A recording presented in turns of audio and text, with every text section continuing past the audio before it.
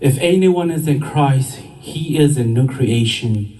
The old has passed away, and see, the new has come. It's it a goal on Jesu, Gulunayu, Jalijon Rochet and Tolil. Let's sing together.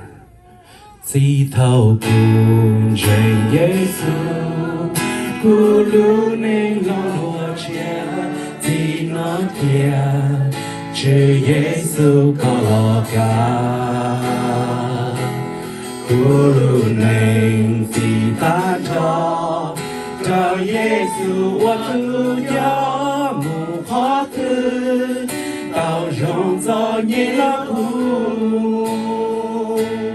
Sao yo tia lo yo tua và chữ yo tao dễ mua cu yo xiao lu nê có hao và chữ xia cu yo nhỏ có và chữ tao lu công mê rong. One more time.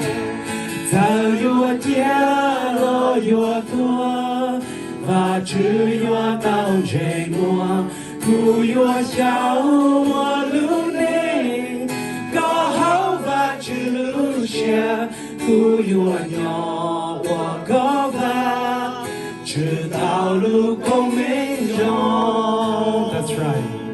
Chỉ thao cu lon chỉ có lu xia nhỏ chỉ pha lo yo mua có luôn nên thiên hoàng vi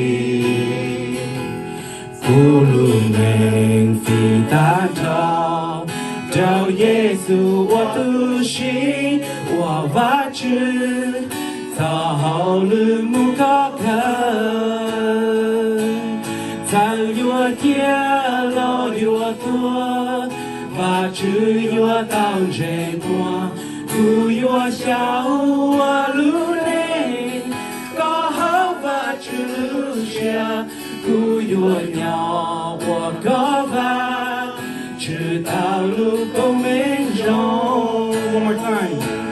Thơ yo tia lo yo tua và chữ yo tao dễ mua cu yo xiao lu nê có hao và chữ xia cu yo nhỏ có va chữ tao lu công mê rong. Trong gì sao yo tia lo yo tua và chữ yo tao dễ mua cu yo xiao lu nê có hao và chữ lu xia cu yo nhỏ có va chữ tao lu công mê rong cu yo nhỏ có va chữ tao lu công mê rong.